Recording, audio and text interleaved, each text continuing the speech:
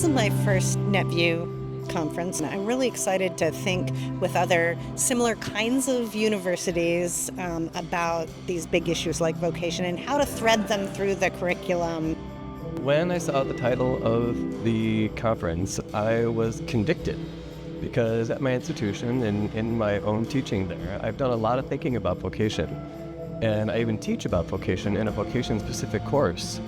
But then I go to my biology classes, and I teach about cells.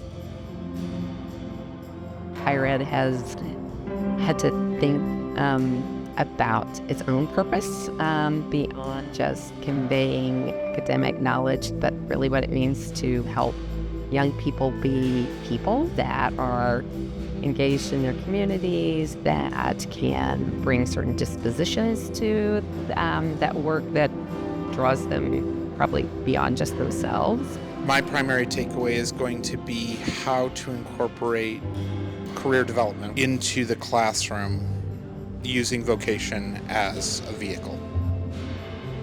It's been really interesting to hear conversations about the application of vocation in all sorts of different classes. What does it look like in, for example, a science class to spend the first 5 minutes thinking about students' formation?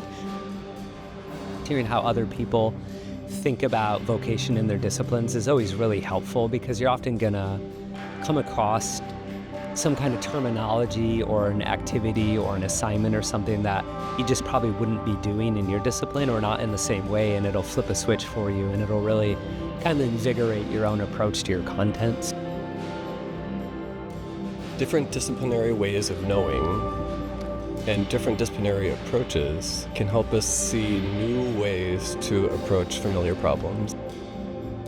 Teaching students starting in that first year to talk about your vocation, that could really shape our conversation. And it's not like your vocation is something you're going to do in the future, but we are all living our vocation at any moment, and how do we want to do that?